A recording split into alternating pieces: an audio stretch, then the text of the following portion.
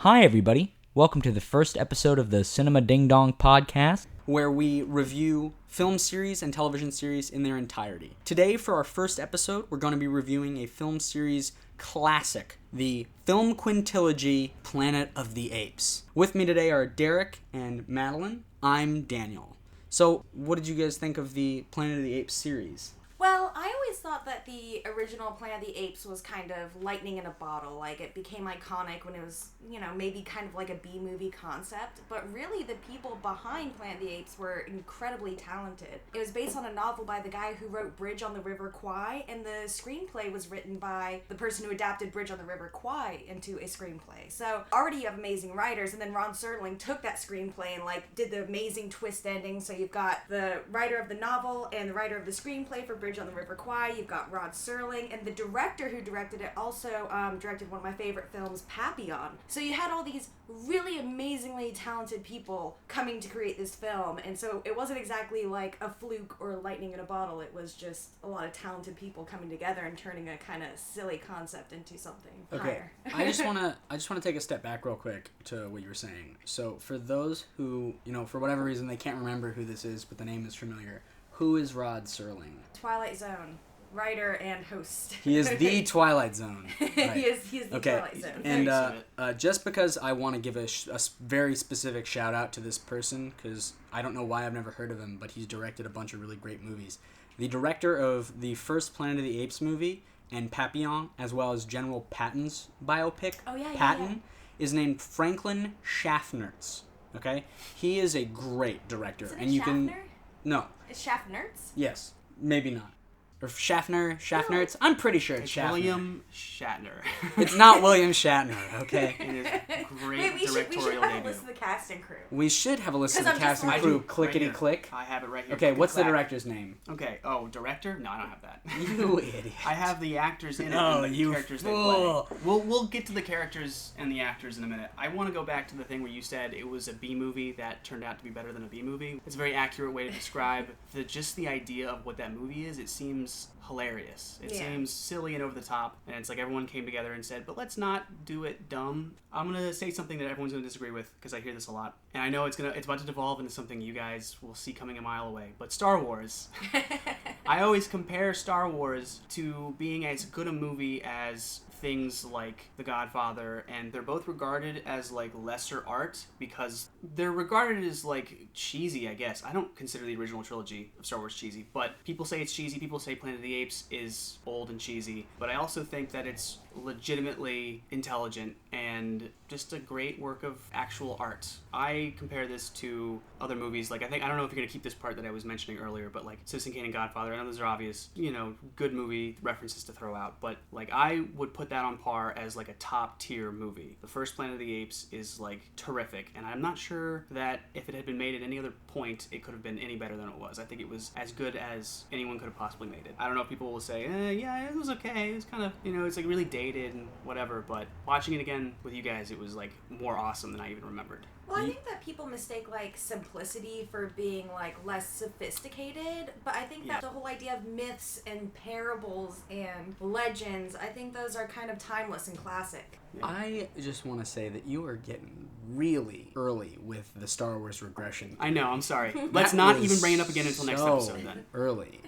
Should we even mention what that is? Yeah, we have to explain it. All roads lead to Star Wars. We've found this trend in our conversations where when me and Derek, or me and Maddie, or Derek and Maddie, or all three of us talk about any movie, it will always return to Star Wars as a point of conversation. We could be talking about Jason X, and somehow the conversation will lead to Star Wars. All roads lead to Star Wars. It's like that Wikipedia thing where you can go to any page on Wikipedia, and if you just hit the first highlighted word on every page, eventually it goes to philosophy no matter what you do. Really? You guys ever heard that? It's really crazy. When you say it like that, it kind of sounds douchey. No. It works. I tried it, and that's what that is. So if you hear us start talking about Star Wars, I apologize, I guess, because it might come up in every episode for some reason. But anyway, William Schaffnertz is a genius. Right, okay? Schaffnertz. So, all right, let's go over a breakdown of the movies that we're reviewing that are part of the series and a brief synopsis one by one of their plots. So the first movie we're reviewing is Planet of the Apes. Was it 68? Yes, 69? 1968. 68. And then the second movie we're reviewing, which I believe was 71, Just is 70. Just 70. Okay. Yeah. Just That was the only They one rolled that it out had quick. the Okay. only one that had a 2-year gap was that one, and the rest came out every year and after. Right. So it's Beneath the Planet of the Apes in 70, and then Escape from the Planet of the Apes 71, Yep. and then it is Conquest of the Planet of the Apes 72, Battle for the Planet of the Apes in 1973. And then there was a documentary we watched called Behind the Planet of the Apes. Pretty good stuff, narrated by Roddy McDowall, who was in, I believe, 4 of the 5 original Planet of the Apes movies. Yeah, and he's on the TV show too. Right.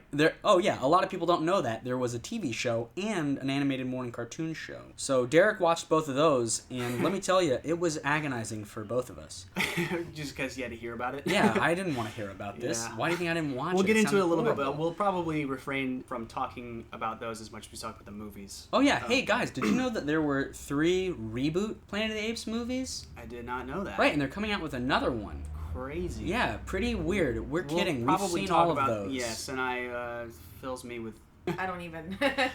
Those are footnote movies for this We're going to episode. concentrate on the original 5 movies for the most part. And can I briefly mention while we're at the beginning of this, kind of why we're doing Planet of the Apes? We're going to try and do stuff that's not just constantly talked about and reviewed and videos posted on the internet and video essays made about it.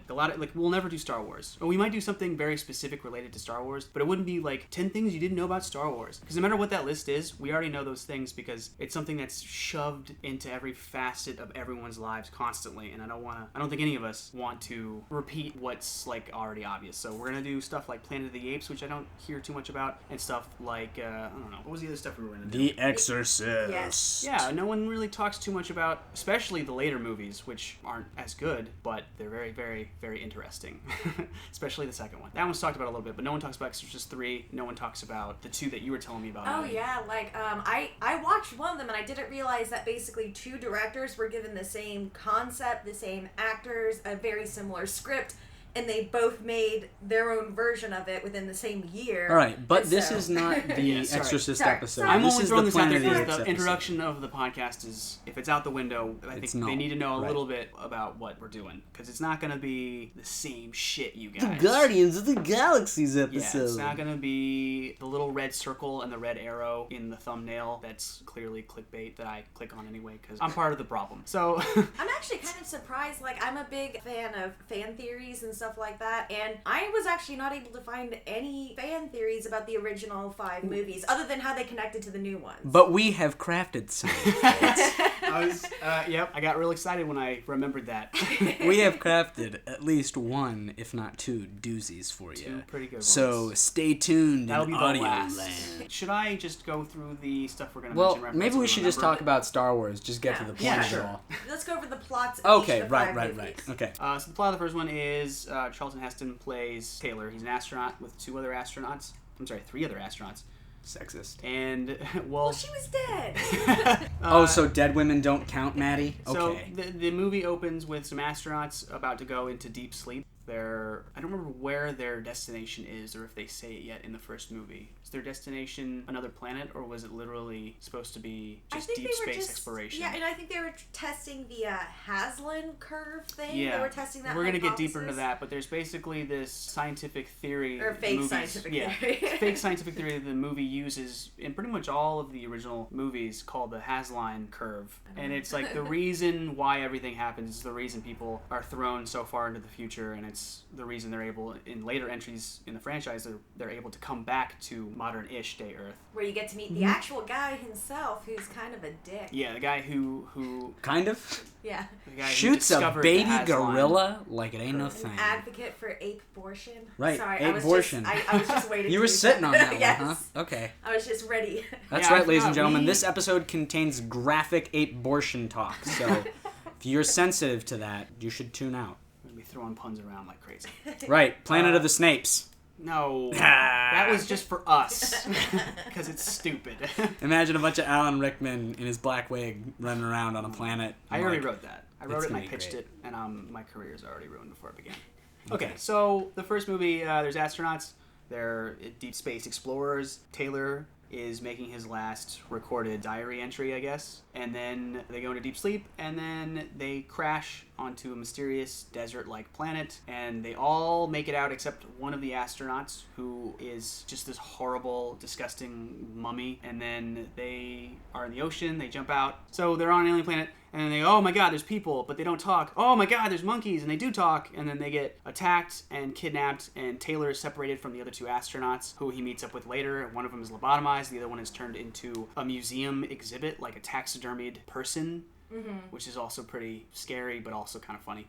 And then at the end, he's fighting bureaucracy. They're holding trials about whether or not he deserves recognition as what is really the basis of that trial. It's like, it's not that he's set free or anything. It's basically recognizing that he has the same rights as apes. Well, because they're gonna lobotomize him. Yeah, he's defending his life, I guess. Well, and then the judge monkeys do the hear no evil, see no Yeah, evil, there's speak no evil. that scene where 3 monkeys are lined up, and one is hugging his ears, one is hugging his eyes, and one is covering his mouth. And amazingly, they got away with that without it coming off too cheesy. I didn't even notice until the time we were watching it. I've seen this movie like 11 times. Well, this is what's also weird about this this movie is that I saw this when I was probably 10 or maybe even younger.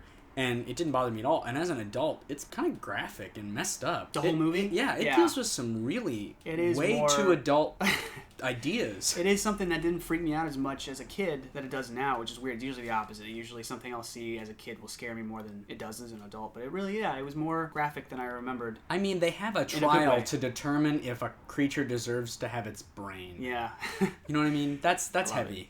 That's heavy for a 10-year-old, but I just like the gorilla costume. You see the results of a lobotomized I think we all probably person. saw the Simpsons Dr. Zaius song before we... I think that kind of lightened the mood a little bit. I think most of us were exposed to that before. You're not going to believe me. You're going to think that this is a joke or hyperbole. That song is my favorite song. Yeah.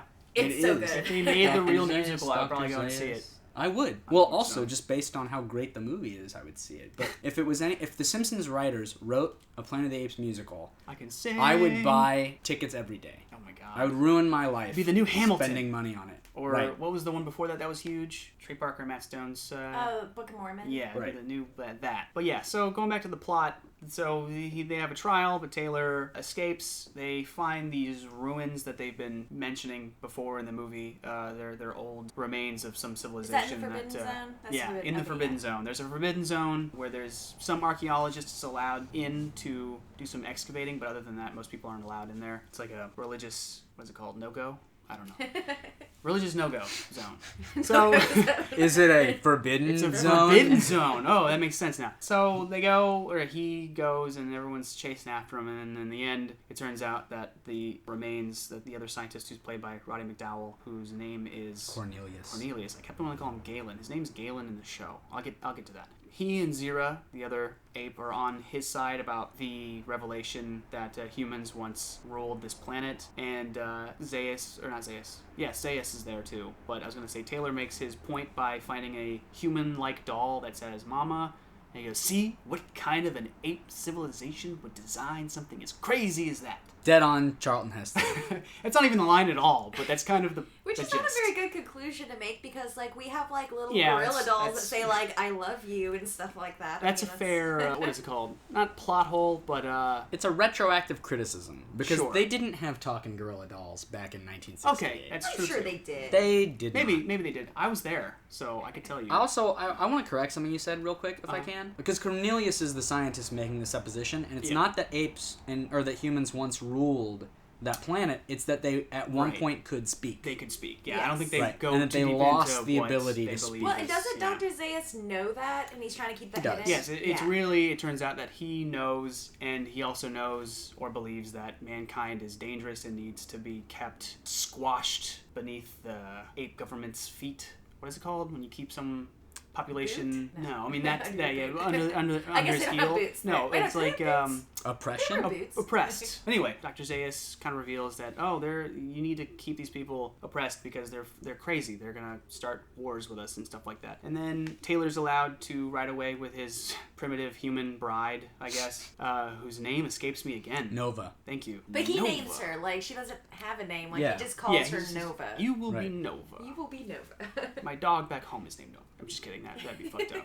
So they're riding on a horse along the beach, and then Taylor goes, "Oh dear God, what did they do? They blew it up. And then we see what he's looking at, and it's the Statue of Liberty. So it's Earth in the end, which I don't have a memory of the first time I saw this movie, so that's always been known to me what that twist is. I don't remember if I was surprised by it the first time I saw it, but it blew people's minds at the time, and I think it's a really great twist even to this day. There's no one on the planet who doesn't know that twist now, so you'd never be able to see if it would still play the same way it played in 1968. The way they do it, by having people speaking English the whole time like they do in all Alien movies before the 60s, and then saying, oh, there's a reason for that, it's because this is Earth, I think is really brilliant. It's a really, I don't even know if they did it on purpose, but it's like they used that to foreshadow the twist, but people accepted it because all movies about alien planets, everyone spoke English because it was just easier to and in the novels, he has to learn their alien language, and they find out that the humans used to speak,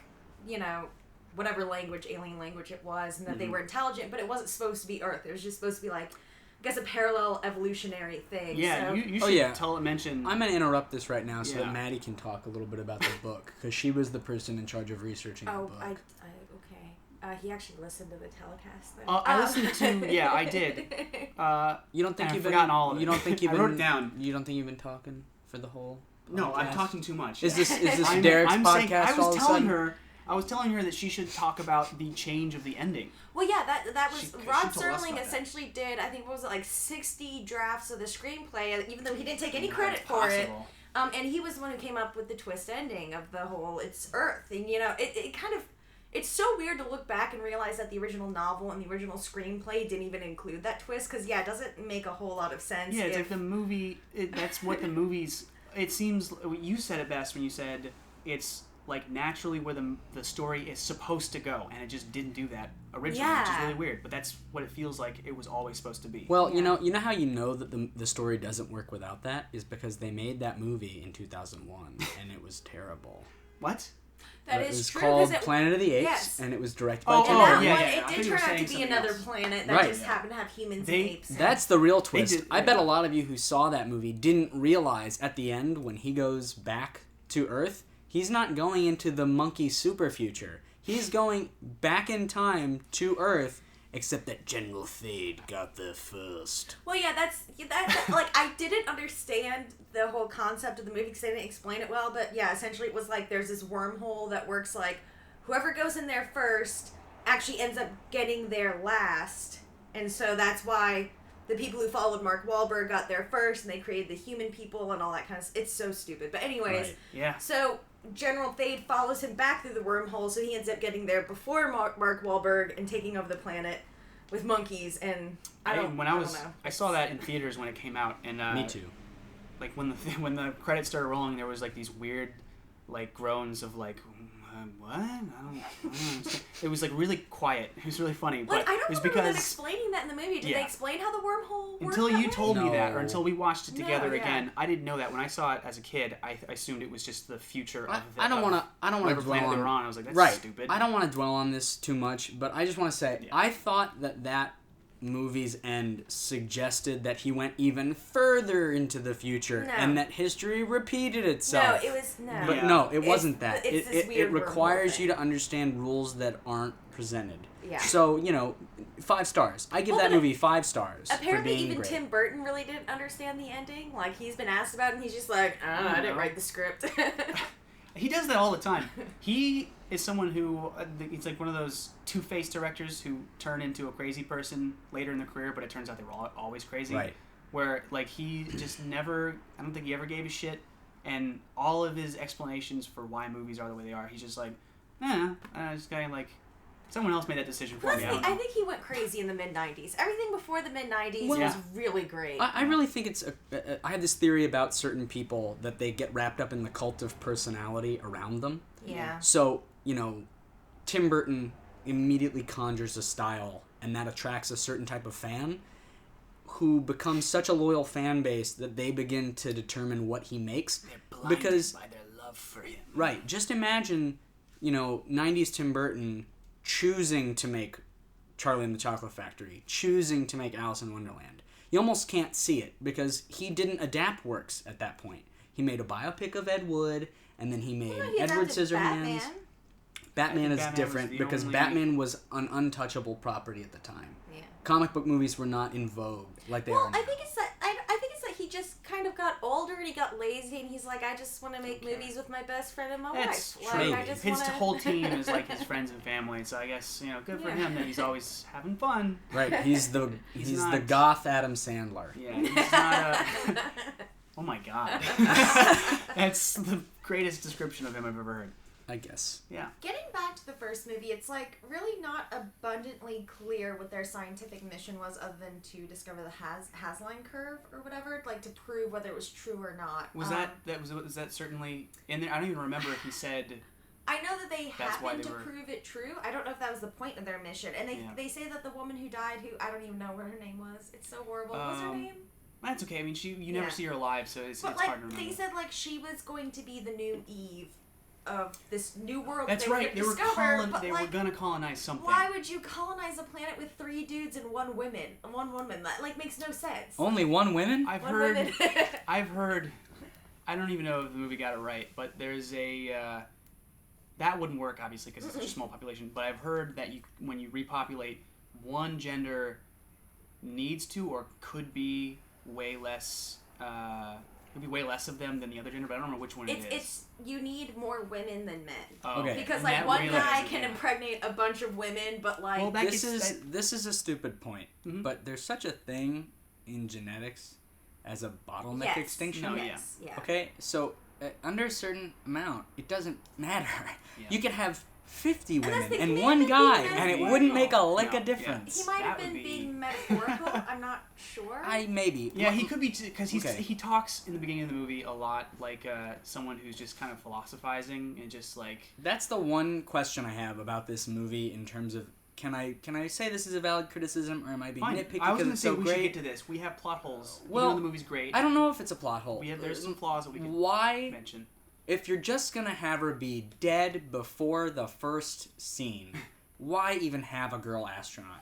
And you can say, oh, because they were gonna colonize this world or whatever, except that never comes up again. They never talk about it. They never mention it. and also it doesn't make sense. It with that doesn't small of a make crew. sense with that small of a crew. Especially, it's like, well, we're scientists, but we can't but here's the understand thing, bottleneck extinction. A You know what I mean? recent Well, the novelization kind of screenwriter. explained that they could send messages back to Earth within a certain time period. Like, basically, they say that they're going to be like 700 years in the future or whatever because they went faster than the speed of light or something. I don't know. I don't know what the Haslam curve thing is, but they can send messages back to Earth and it'll get there around the time they left. But, like, Earth can't send messages to them.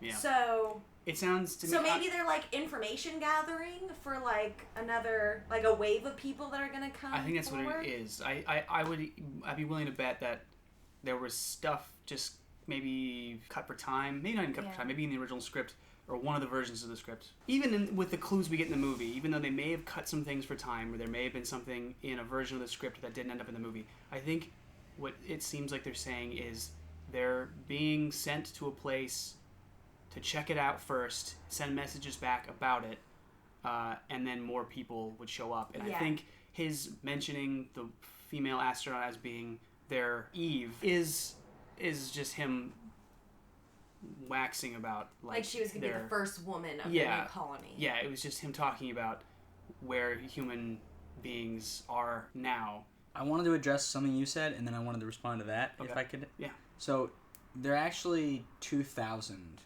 plus 2,000 years Sorry, in I the thought it future. was only 700. No, it's plus 2,000. I wanted to say that earlier, but they show the dial at the beginning of the movie. I have the and times. it's like the year 3,700 or something. Okay. It's 3978. 3978, that's right. So I was 200 years off. Big deal in history and future. But the other thing I was going to say is I have an alternate theory about what the Eve thing was, kind of. And I think it's that they were going to send 3 astronauts to be on this planet to colonize it, and they couldn't send them without, a lady. Oh, you to mean be just for their around. own... Yeah, I To know, alleviate their own boredom? but it was It's 1968, terrible. and they were like, we accept we're never going back, and I know that people can accept a lot, but when you have to face the reality of like, okay, you're gonna go, and there's gonna be 0 women, You're you're just gonna thinking of it's that gonna be because you of and the- coconuts. You're just thinking about that because that time travel movie we watched based on that. I think it was a Heinlein. It was a Heinlein short that story. Might have influenced my thing. We saw a movie called Predestination. It was based on a Heinlein short story. It takes place in some kind of alternate Earth history where in the 60s or 70s there's a program where they're gonna send astronauts into space, but with like women to be their mistresses. I guess, yeah. Is the clever way of saying prostitute here. Yeah. But anyway. That might be influencing my thinking now because it just makes so much sense in like a dated sci-fi kind of setting. And not that Planet of the Apes is dated, but it was made in 1968. Yeah, but that short story was written in like 1953 or something. Fair enough. Don't quote me, but it was like early 50s. Fair enough. Which is why they had space travel in the 60s. So anyway, that's my little alternate theory about why they sent her along at all and why her death was just one of the things that's like, well, we're not making Playmate of the Apes. That's real. You know, so we can't... What?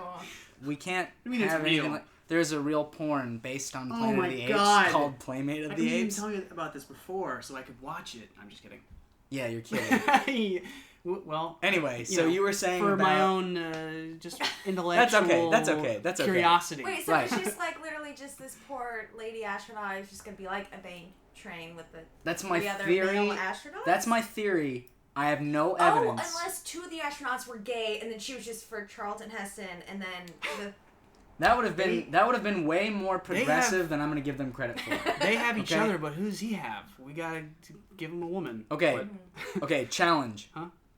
I'm gonna clarify that we haven't seen these movies in like a month or two. Yeah. Name the black astronaut. Oh fuck! I don't know any of their names. I can name everyone but because they only say it one time and I can't remember. Listen, it's Taylor, Landon, girl astronaut, and black astronaut. Well, I didn't even remember Landon's name. Isn't Landon the black astronaut? No, Landon is the like pessimistic white astronaut who's got a beard. Taylor is the pessimistic one. He's the one who they were like, you were like wanting to leave Earth because you hated everyone there. Right. I would argue that makes Taylor more optimistic. He's like, new frontiers to see and take over. No, which that hits to the theme of the movie that we've all kind of agreed is the hubris of the white man, or man's hubris maybe. As a broader version of that. And we have a theory that we've kind of concocted about which of the movies are good based on which ones properly utilize that theme. Yeah, that's true. Okay? Well, I think you're partially right, but I think what we were talking about before was not that he was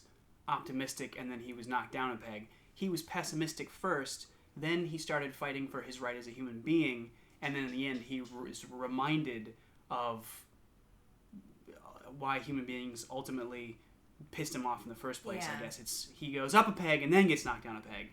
Well, and that's the thing. That's kind of like why I thought it was so appropriate that we were watching it around this election time. It was that like he was like, humans are so dumb and violent and just ignorant and just awful. I'm so glad to be getting away from them. Like, they're so awful. But at the end, he's still even surprised that they were that awful. Like, that they were that terrible. Like, I think election night, Political spoiler tag. Sorry. I think election night, I definitely had that moment where, like, oh my god, I knew you guys sucked. I just didn't know it was this bad.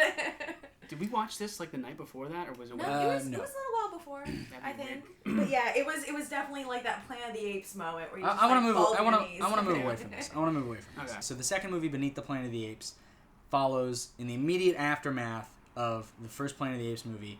Taylor is captured after he sees this crazy fire chasm illusion, and he gets taken. Nova is wandering around in the Forbidden Zone and happens upon the dying astronaut, name I can't remember, who is the replacement Charlton Heston. And the actually really funny backstory to this... Brent, that's his name. Thank you, Derek. Yeah. He's so immemorable. He is a Charlton Heston stand-in. And what's so funny about that is... I guess the way it went is this. So Planet of the Apes is an unexpected hit, and they want to make a sequel, and Charlton Heston's like, I don't want to make a sequel. But the head of the studio calls him and says, hey, Charlton Heston, do you want to be in our sequel? He goes, no! And the studio head goes, what if you're only in the beginning? Like, what if you die in the first 5 minutes? And he goes, I guess, but you got to give all my money to some charity or whatever. And he goes, okay, deal. And then he's like, and I get to blow up the planet. No, that comes later. That does he says, okay, I'll do it. And then, a little time passes and they do the script, and then they're like, we really just want you to be in the movie a little bit more than that. And he goes, Can we had a deal. Can we put you in at the very end, too? And he says, only if I can, I don't know, blow up the whole damn thing. You know, I don't know why I'm doing the Charlton Heston impression. You're the one who's nailed it. You're really... Mine's just like a gruff old jerk. Yeah. Anyway, whatever. So you get the gist. He agreed as long as he could make sure he never had to be in a sequel. Well, again. and his weird Charlton Heston doppelganger guy was Right. like, it was really confusing because he's like the pretty boy Charlton Heston. I guess Right. that's the way I would describe So him. he's shorter, thinner, and smoother than Charlton Heston, but he's got the same basic. Not as grizzled. He's kind of like if you took Charlton Heston and Zach Morris from Saved by the Bell and you smushed them into one person. I guess, but you What? could say that about... maybe. I don't know why. Is that... Were you just trying to think of someone young and... I don't know. Beautiful? Blonde or beautiful? Yes. Okay.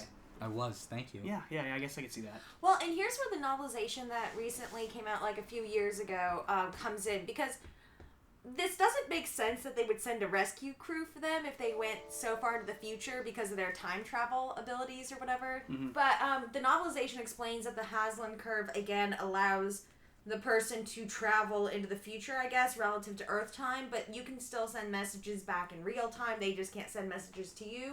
So when they lost contact with the ship, they did send a rescue team. Because, like, in the movie itself, that doesn't make... Why would they send a rescue team for a ship that they never expected to come back? It's a huge plot hole that they fixed, I believe, retroactively, but Maddie chooses to give them the benefit of the doubt. No, I said don't the recent novelization. It came out like 3 years ago. Like, Oh, okay. Well, I would say that I think the movie provides some clues that they were intending to come back originally. They were gone. They knew they were going to be gone for like 80 years or something, That's I guess. I remember it so was maybe I'm wrong. 700 years. He said, like, when we go back, it'll be 700 years in the future or something. Well, there's Everyone a we line know that will he- be dead. No. Okay, I know why you're confused. So, at the beginning of the movie, when he is doing his, like, musings on space talk, he says, we're 700 years away from Earth and blah, blah, blah. But they haven't reached their actual destination yet. This is something you only find out, like, after. But yeah, so anyways,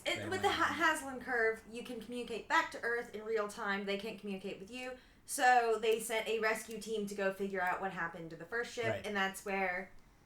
Am I crazy remembering this as Brent's crew member is blind when he dies? And then he dies immediately after he's pulled from the ship. But at the very beginning, I don't remember what his shipmate says. He says something like, well, we really did it, didn't we?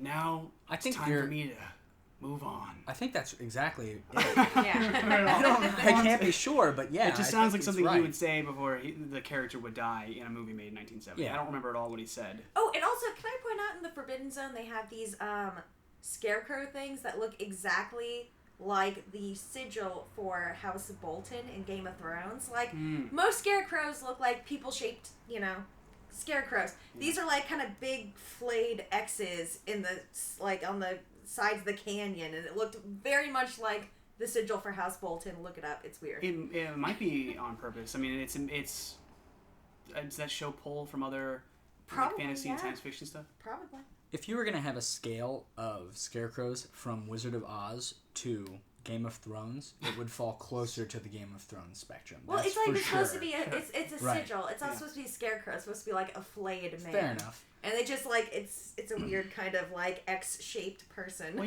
they never show those things up close in the movie. Maybe those are flayed apes. Maybe. I don't know if those are like No, they sacrifices. show them close enough that you can Prisoners. see that they're straw. They're not. Okay. They're not. Anyway, Just I want to get raw. back to the plot of the second one. Oh, yeah. So Nova and Brent hang out and they become friends, and he's like, "Do you know what happened to Taylor?" Because somehow he knows that Okay, go Taylor's back the to only Zira one and that's Cornelius, alive. and Zira's Right. pregnant. Right, And Cornelius Zira's pregnant is not now. even Cornelius. Well, anyway, anyway, they go back to Ape City, and there's some kind of war going on between two ape clans. There's like the gorillas who want war, and the chimpanzees who don't, and then the orangutans who are lazily indifferent. Yeah, the second one also brings in a whole lot of Vietnam allegories. Like and, the chimps with their little protest signs. What was the sign? Yeah, what did the sign say? It was I like don't remember. It was very cute.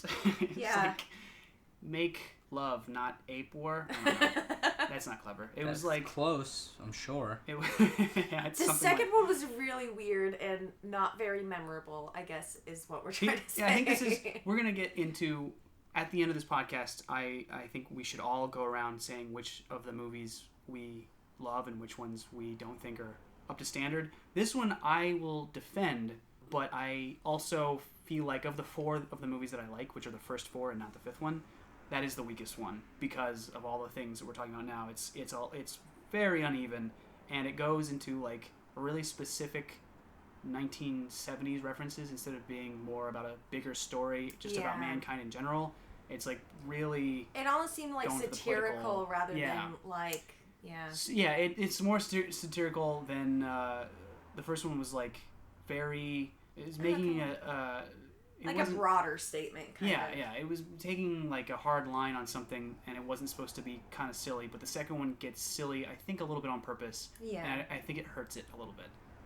Which is why I love the first one. I was saying earlier that it's something that seems like it'd be silly, but it's played very seriously and is. Oh, and this is the executed only very one well. that Roddy McDowall was not in because he was directing his own movie back in England, and it was just a scheduling conflict. So. Yeah. And I will say it introduces our only other person that was in 4 of the 5 Yes. originals, and I'm so sorry that I don't remember this woman's name. Oh god, we gotta look that up.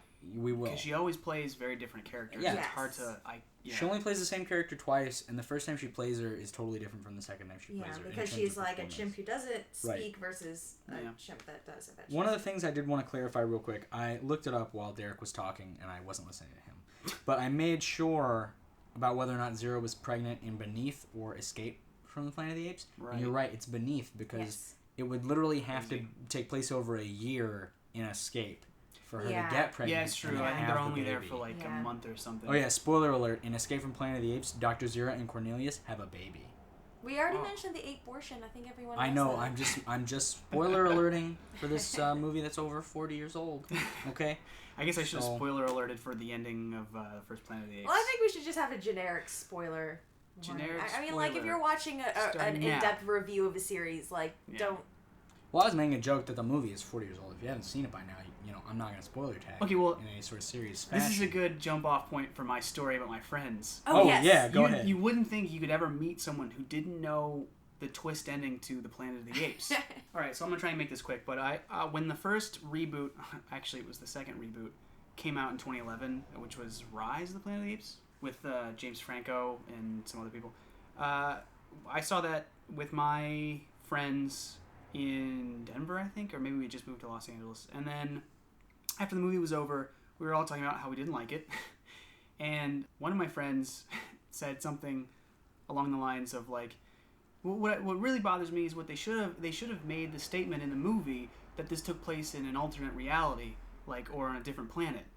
And I was like, what? He's like, well, yeah, that's the whole thing, right? And they never came out and said it. Like, it's supposed to be, you know, like a planet that's like Earth, but this is all happening. And I was like, no. And then all my friends were like, yeah, that's what we thought too. Literally, all 4 of my friends were saying the same thing. So I guess they had not seen, obviously, Planet of the Apes, but it's weird they didn't even know what the twist was. And I was like, wait, you guys know the end of the original Planet of the Apes? It turns out it was Earth, right? And everyone stopped talking and was like, what? Whoa, what? It's like, been how the fuck parodied did you not so know that? much. Yeah. I mean, And I that's was like one that's of the most infamous twist endings of all time. Like, I'm Yeah. really surprised anyone. So they're like, so in this one, is it Earth? And I was like, I assume so. I mean, unless they're planning on some twist later in the series that it's like, oh, it's not Earth, just to what is it called? Don't Tim Burton it again. Yeah. But yeah, they were not aware of that twist, and I blew their minds. Yeah. In case we don't get to this by the end of this podcast, I would just like to state for the record my feelings on the reboots. Yeah, I know. We'll get I to that like for sure. Rise of the Planet of the Apes, and I know. loved Dawn of the Planet of the Apes. What? See, I loved Rise of the Loved. Planet of the Apes. No, I loved Rise of the Planet of the Apes. Dawn of the Planet of the Apes, I felt like I should like it, but I just found it really boring. We're not going to talk about this too long. I just We'll wanted get in to it case because we it don't gets its get own to section. Yes. We'll have a mini section Okay, about the 2001 and it then was, the newer it was reboots. brought up. Yeah, let's get back to Beneath the Planet of the Apes. We're going to get back to Natalie Trundy, Oh, who yes. was in 4 of the 5 original Planet of the Well, Apes but we movies. haven't even introduced her character yet. That's true. So she in the plays second one, Albina. She is the... Albina? Who cares? She's one of the mutants who is albino. But Right? but the That's viewer why doesn't she's even albino. know, the listener doesn't even know there's mutants. Yeah, Oh, viewers. yeah. So you were viewers, saying the do you know plot. about the Who mutants? was talking about the plot? Me. Okay, go. Keep Okay, going. so anyway, the plot of the movie is Brent is looking for Taylor, and he's trying to get Zira and Cornelius to help, and it's in the middle of this ape civil war kind of thing where The gorillas are trying to take over. The gorillas are trying to take over because they're the militaristic types. And I think they want to go into the Forbidden Zone because they think there's, like, people there or something. Like, it's just, they think that there's something there. They think there's something there worth taking. Or Yeah. I think it's that they think that the radiation is no longer dangerous. Yeah. So they want to expand. And the apes are aware of some kind of presence in the Forbidden Zone. Yeah, because that's where all, like, the fire and the Right. weird... So they want to go to war with illusions whatever that come presence is, the gorillas do. And the chimpanzees are like, make love, not ape. I mean... Ape War. Ape War. There we go. So what ends up happening is Brent and Nova escape the ape city and manage to get past the fire chasms, which turn out to be illusions. And they go underground into the New York City subway. And what's really interesting, there's this, in the New York City subway that they go down to, there's this horrible, ugly painting of a turned over subway car. Oh, yeah, that It's was matte terrible. painting, not a painting on the wall. I in the know, movie. but No, it but looked like a the- painting yeah, in it a was wall. so It was so It was ugly. a matte painting in Yeah. the movie that did not work too Yeah. well. It was couldn't really it bad. couldn't Real bad. fool a baby chimp. Okay. So anyway, so they go down there and they discover that there is an offshoot of humanity that was mutated by the fallout from the nuclear bomb, who have developed psychic powers and wear these weird fake skins over their Oh, yeah, condom they have, like, bodies super or makeup something. abilities. They're like, we've developed telepathy and, also super makeup abilities. Right. They're very good at They it. can look exactly like normal people, Yes, and and then then they can they- take off a mask and they look not like normal people. They They're look all like plantains. they're all veiny. Ugh. The top portion of a. They're related to the banana, right? Those Yeah, veiny the very tiny bananas. That's what they look Right, like. and Natalie Trundy is one of those, named Albina. And there's also, what was the other one's name? Negron? It was something very racist. I just want to point like out that women and black people are not treated super great in this series. That is... In terms Well, of They just, are in in terms the of fourth just, one. wait, We'll in get to terms that, of just but- importance, they're not Right. treated Yeah, very yeah. well. And that guy, I can't believe that he would agree to come back after being named Negron. I feel like he'd be watching the credits and be like, "What the fuck? Fuck you!" And then he would work with those people again. But the actor who plays was it Negron? I don't want to say that word over and over I'm again if gonna it's not double his name. check. No, that's, I think, I'm almost positive that's what it was. But You know did he that- come back? Negron? He did come back. You know what that name always Yeah, he reminds me plays- of? It reminds me of that episode of Mad Men where they're talking about Paul's script for Star Trek, where he's talking about Oh, the yeah. Negrons and the Caucasons. Oh, yeah. And he's like, but the Yeah. races are Yeah. flipped. That's a good one. Yes. Well, even Star Trek is guilty of that every once in a while. They do their best, but sometimes they do something that's Not Quite- that bad. not that bad, no, usually. but- something that doesn't age well, maybe. But the guy who plays that character, whose name I don't remember for sure, so I'm not going to say it, he plays a character in the fifth one who's the brother of McDonald, who is a character in the fourth one, Oh. who is the aide Is that the to same the government. guy? It's the same actor. Yeah. He plays a different character, obviously, Well, yeah, but yeah. I don't know if he's actually related to that other dude. I don't think he is, but he does look a lot like him. And I remember Daniel was saying we were racist because we thought they looked alike, but they do. Yes. And But I thought they were they two play different brothers. actors. the guy from the fourth one and the fifth one are two different actors. Yes, But yes, the- yes. But I'm the saying the albino- fifth one and the second one. Yeah, that's apparently the same guy. Oh, wow. I did not know Okay, that. this is one of those times where IMDb fails us because Oh, there. Wait one This second. guy's not even listed in Beneath the Planet of the Apes. There is no. Well, they couldn't. You know- They couldn't bring themselves to write those words. I guess so. I mean, they have What a is the bunch fourth of. one called? The fourth one's called Conquest for the Planet of the Okay. Apes. Conquest. Oh, I hate IMDb. So anyway, to make a long story short, it turns out that Taylor has been captured by the humans and he's living down there with them. They worship a giant atomic bomb. A big violent battle ensues between the gorillas and the mutants.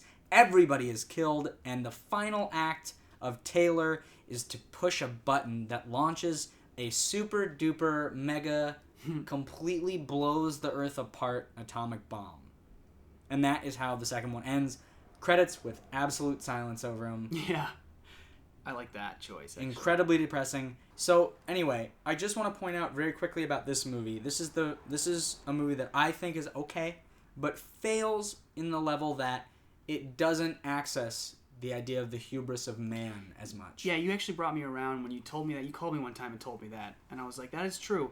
Because I had my own formula for why those movies are good, but then your formula is more accurate, I think, and it makes the second one not really fit as well. And I think that I agree with you on that. Yeah, and it had some of the same... Like, it's not one of those sequels that had, you know, none of the same people or only a few of the same people. It had a lot of the same people working on it. And you should explain your formula a little bit. Right. I mean, it's not too complicated, but go into the hubris The thing. basic idea is this. You have a male character, I mean, not necessarily a male character, a human character that believes they are right in a philosophical quandary. Mm-hmm. And over the course of the film, they come to realize that they have completely upended their own life, you know, and that they have been their own downfall in a way. And so in the third one, I think it's very important because the third one begins this idea of time travel, like back in time and changing things and all this stuff. And a big part of the third one is the idea of stopping destiny, but ultimately leading to your own demise and not being able to prevent what's going to happen. And I believe my theory is speeding it up.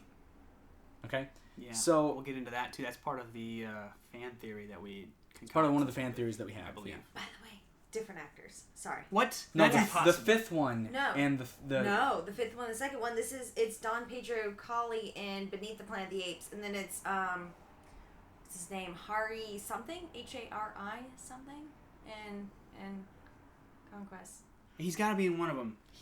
I swear to God, unless this is one of those things where the universe changed around Well, me. no, like we talked about how they all glitch three in the looked very Matrix. similar. I thought we talked about how two of them look the same. No, it's three The, actors. They remember picked you the- said Wait, this guy wait, was wait, in wait, a black exploitation movie, and I actually watched that eventually, and it wasn't very good. But he was in That one was with the Pam guy from Grier. the fifth one. I Yeah, think. that's the guy. But that's not the guy from the second one. I could have sworn I was reading his thing. Well, I guess I am racist. Oh well. I knew it. That's the It's whole okay, point of we this can- No, they podcast. do all That's our look very fan oddly base. similar. Oh, Oh, God, so no. Hold on. One sec. Because, you know, you're looking at Wikipedia, which is not always the most accurate. Well, no, because I remembered his name. Oh. I recognized his name from when I was doing research. Oh, the second for it. name you said I do recognize. Don It's not Pedro, the one. and then the guy in the other one is Hari something, Hari. I don't. Is that Hari? Oh, it could be Harry. I would have pronounced it Hari. Yeah, It's like a Hari more- Krishna or something. Yeah. Yeah, I hate to break it to you, but Derek is racist. This is the way the cookies crumbled. First episode, and you already revealed Well, your no, I deepest think secret. what it was is that we found it weird that the guy in the fifth one looked so much like the guy in the second fourth one. one, Oh, and the second not one? so much like the guy in the fourth one. I don't know. It's been that's how I too remember it, long. but I guess I'm wrong. I remembered us discovering. I remembered us saying, "Is the guy in the fourth one the same guy in the second one?" And Daniel was like, "You guys are racist." And then the fifth one happened, and we're like, "That's the same guy from the second one." So we're not crazy because he's playing Just so we're his clear, brother. I am the first person that's going to call out someone as being a racist or a sexist on this podcast. By the way, anyone who's listening to this needs to look up all three actors. They did look very similar in these movies. Yeah, it was good casting. It's not our fault. So We're anyway, going off target. we need to get back to the Stay on synopses because we're Star almost Wars. we're Oh, pretty God. far into this, so we need to get back to this. Yeah. Plot. The plot of the third one, it turns out that an ape scientist named Milo has taken the wreckage of a ship, Taylor's ship, from out of the ocean near the Forbidden Zone and has repurposed it and figured out how to drive it. Thank God they made it so easy to understand. Great UI on the part of the astronauts from the 70s. Yep. And they've repurposed the ship as a one-way trip across the Hassline curve back in time. And he has taken his two friends, Zira and Cornelius. And they arrive... But not Zira and Cornelius' nephew, who they were really close to. Right, They that was just weird. kinda They left him just to die. died. Yeah. He was a character we didn't really talk about from the first one because he was He's kind of kind of a aggravating. non-character. I mean, he's not. I wouldn't call him aggravating. He just doesn't have too many lines. Yeah. He's a small. He's not important. He's kind of like. I assumed he was played by like the same person who played Robin in the Batman show because he's kind of got that voice, that like young like, oh gee, this is crazy. Humans talking. Well, what do you know? Like that kind of. Spot on, man. You with the impressions are so great. Being sarcastic. No. Yeah. Well, that's he sounds like, just. But anyway, he's dead. And he's dead. And this is an interesting he bit really? of trivia. Oh, I think with the actor. No, yeah, the character. but talking about that, the actor who plays Mineo? I guess. So the actor who plays Milo, who is killed in Escape from the Planet of the Apes by a gorilla, who's just like a stupid gorilla. It's an accident, but he just can't escape the brutal gorilla war, even back in time. That's because the actor, he was trying to make a comeback, and he did not like the ape makeup. He did not like the process, and Very so he just wanted to be uncomfortable. written out last minute. This is a fun fact. Roddy McDowall was the Mad Hatter on Batman the Animated Series. And for crazy. old people, he was the guy in Hell House and that one episode of Columbo. Right, he was. That's my favorite episode of Columbo so far. Season one. Box one. Yeah, but anyway, the third movie, Escape from the Planet of the Apes. Yes. They go back in time. Zira is pregnant, like we said, and Cornelius is there, and Milo is killed. And Cornelius and Zira become international celebrities. And They're living the good life for a few days. But they accidentally reveal that in the future they are the dominant species. Because they claim they're from another planet at first, that they're aliens, but they let it slip that they're from Earth's future. And this freaks out Dr. Haslin, who is on a committee determining whether or not they should be allowed to even live. Maddie, you were going to say? Oh, I was going to say, in this movie, they actually, do play off really tonally different first half and second half very well. Like, the first half is kind of, really funny, because it's, 8 people in back then modern America, becoming celebrities and going out shopping and, the whole celebrity hubbub. And then it gets really dark really quick once Hasline and the other guys. Once the decision is made that they're going to follow through with the ape-bortion, yes, it gets really dark. And ape-bortion is kind of undermining how dark I'm saying that it gets, but it gets really, really gruesome. Well, and especially since poor Cornelius, that guy comes in and he accidentally kills him by barely shoving him over or hitting him with a tray. He knocks the tray out of his hand. He knocks the tray out of his hand. And the guy falls over, just, and you see the back of his head is blown out. Yeah, he's He just a very smashed his fragile skull human being. He's like the Mr. Glass character Yes. from Unbreakable. Yeah. He's like, thank God I got this cool orderly job. My Genesis Imperfecta. Is that what it's called? Osteogenesis Imperfecta. Third tier. Anyway. Wow, good memory. Thank you, babe. Yeah. But anyway, the reason I think this movie works really well is beyond the idea that it's fun.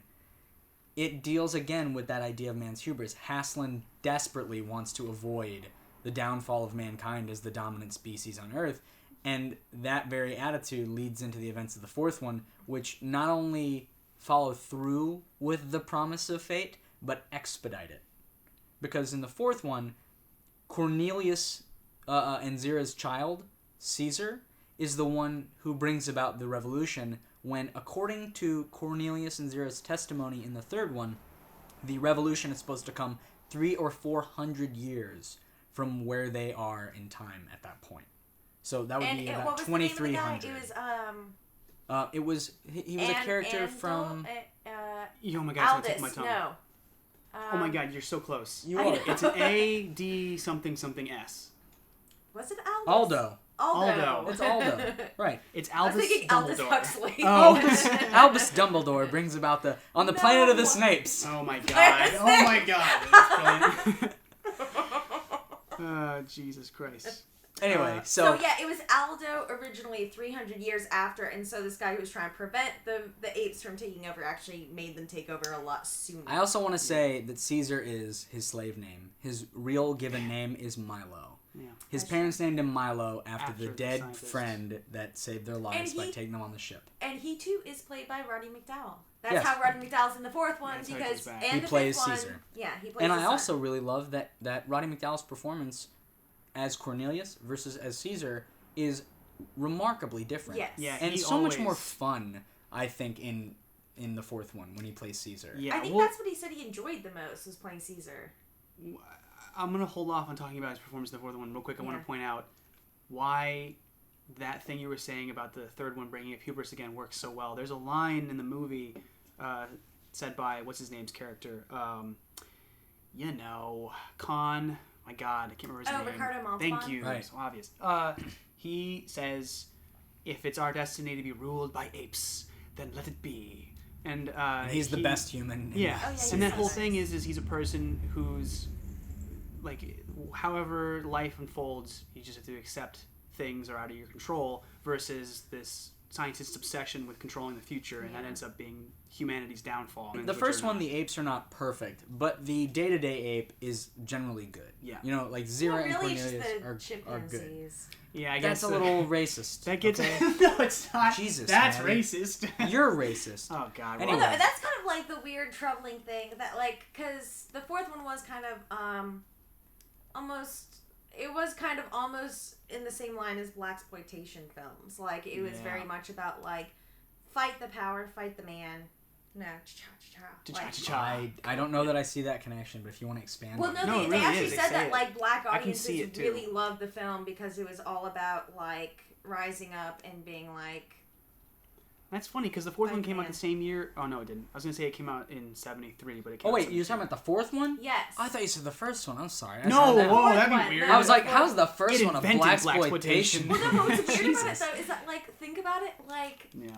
The gorillas are the darkest pigmented That's- ones, that's and they're the a- most like violent and kind of ignorant. That And then goes- like the orange people, who I don't know what they're supposed to be. The Important most to point pale apes are the ones who are like the intellectuals. Yeah, and they're I all think peaceful and... that's a misstep, but it completely accidental. I think that if you had told the Maybe writer that at the overanalyzing time, it. he would have changed it. He'd been like, "Oh fuck, what did I do?" Yeah. But no one saw that as being the representation of black But people. I even don't in think. like the B-roll footage, because remember like we watched that footage that was like the Oh, test, test footage, yes, the yeah. Oh, test test footage footage. for it. Yeah. The chimpanzees just kind of look like Odo from Deep Space Nine. They just look like people with stretched out faces. Like, they don't Yeah. even look like apes, whereas the orangutans, and I don't even think there was a gorilla, but the orangutan looked like an orangutan. The chimpanzees looked decidedly more human. They look more like I should point mutants out, just for monkeys. fairness sake, Mm. monkeys, really? Yes, really, because it's an interchangeable term. It's not. I should point out, for fairness sake, that this is before that they knew that bonobos were a separate species and not the same as just a chimpanzee. Well, that's true. They were gonna have was it bonobos? They were gonna have baboons. They were gonna have baboons who were the lowest caste system in the ape hierarchy. Right. That would have worked for not seeming racist, right? I don't think. Well, I no, guess I people think get I called think it's just kind of baboons weird when that they it's- have a caste system by ape species at all. Yeah. Like, I think that's kind of a little weird. It's not exactly like a monetary-based caste system. It's like what you do in society. It's like your job, you know? So the Yeah, I think, orangutans are sort of the politician types. The like and no the one says religious types. right. Like no one's saying that orangutans are guaranteed success or that gorillas are guaranteed failure. It's not like that kind of No, caste but any system. sort of predestination that's- based on your... That's true. I think it goes back to accidental. I guess the stuff reason again, we keep where talking the writer about- was just like, yeah, there's going to be 3 different kinds of apes. There's going to be orangutans, and there'll be this in society. It was just like they were world building, and then Yeah. they got out of their hands, I guess. Huh? I guess the reason that we keep coming back to race and me calling everybody racist is because this movie is, undeniably entrenched in the idea of race. And it's undeniably entrenched a little bit in the idea of equality, and what that means for different genders and for different races and for different types of people, even just personality-wise. So if this feels like we keep just coming back to race, it's important. Especially when you consider the fourth one. The fourth one was Really? clearly an allegory for, Just that final speech That one's by the best. Caesar is my favorite film speech. Oh, man, that was... But anyway, the fourth one's plot is now Caesar's all grown up. He's been raised by Ricardo I Montalban. don't we think we didn't talked about the cover- third one enough. We did cover, like, how... This is the one we like. I know that. I just want us Okay, to be we'll able come to back. Get to the Okay, talk wait, thoughts about can we it just and go say that, through. like, okay, so it ends with they kill Zira and Cornelius. So sad. Haslin personally horribly kills them Personally both. kills them. graphic. And And they shoots disturbing a way. chimpanzee baby. a baby chimpanzee. Like 8 times. But they swapped the baby chimpanzee with A circus a chimpanzee's circus, baby. yeah. Owned by Well, Ricardo this is the weird thing Montalban. about it is that I never thought that in Planet of the Apes they were supposed to be like chimpanzees in our world that could just talk, which is how it is in the novels. Because like their baby looks exactly like a real life baby chimpanzee. I didn't realize that in Planet of the Apes they weren't like humanoid apes. They're actually supposed to look like... No, they're not a hybrid. They're not supposed to be a hybrid, but they definitely look like hybrids. They've I think you can chalk that up to... That's actually another element of this man's hubris kind of thing, is the idea that if a species were to evolve to be dominant, that evolution would bring them more towards looking and acting like a human. That might be accidental, but it works. More like well, that's what I'm saying. That's a design choice that reveals its but what I'm saying is that the design ideology. choice, you were supposed to use your imagination and imagine that they looked like chimpanzees, not that they looked like humanoid chimp things. Yeah, like they were supposed to act, like they were supposed to look like how they did in the reboots, where it's like a chimpanzee that walks upright. Yeah. Well, I mean, you can just chalk that up to the inability to. So you're just saying the costuming was in a way poor because it. No, I'm just saying that it's like weird. I didn't even get that they were trying to get that across. That they were supposed to be like upright chimpanzees. I think it's because we come from a time period where we're coming to it from seeing things that are done more physically accurate to the portrayal of animals. Literally, like I think if I saw it at the time, if I was like 18 or something, and I saw it in the theater, I would not have thought twice about how human they look and how it really wouldn't, in just a few thousand years, wouldn't really. No animal would evolve that quickly. I would just be like, oh man, there's apes. They're walking around. It's crazy. But nowadays, you need. As much as I hate this movie, you need, I guess, the makeup that they did in the 2001 version of Planet of the Apes. I think that's the one that's. Like, well, but I'm even saying that's like inaccurate to what I think they were trying to get across. Because again, their baby is played by an actual chimpanzee. I think they're supposed to look like actual chimpanzees that are just walking upright. I think they believe that's what they would look like if they walked upright. I think it's like it's what is it called? Suspension of disbelief. Well, a little bit. We're supposed to do that. But it's more of like naivety, I guess, on their part. The people who are designing it. Well, that's my point. This is monkeys. It looks like a monkey. It looks great. It looks amazing. But yes, it does not look like super ape-like. Yeah. It's the same reason that alien movies up until very, very recently, all the aliens in movies looked kind of like people because we just believed that's what intelligent life looks like. Yeah. And then and because we're lazy. Exactly. And now we're realizing, it probably would look like something. An alien just looks like a pale person with a butt on their head.